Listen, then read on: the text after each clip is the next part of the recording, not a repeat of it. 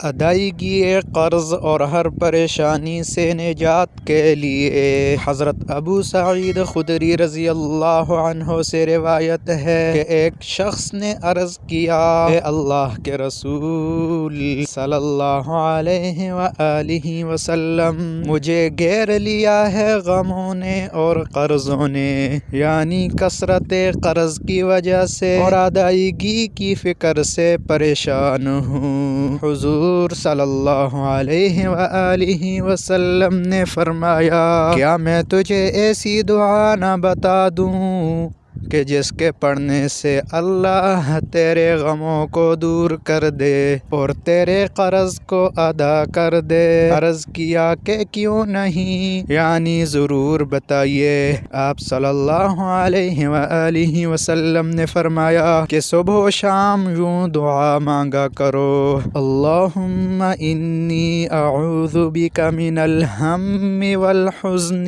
واعوذ بک من العجز والکسل وأعوذ بك من الجبن والبخل وأعوذ بك من غلبة الدين وقهر الرجال۔ ایک مرتبہ ترجمہ، اے اللہ میں آپ کی پناہ میں آتا ہوں فکر اور رنج سے، اور میں آپ کی پناہ مانگتا ہوں کم ہمتی اور سستی سے، اور پناہ چاہتا ہوں بزدلی اور بخیلی سے، اور پناہ چاہتا ہوں قرض کے بوجھ اور لوگوں کے دبانے سے۔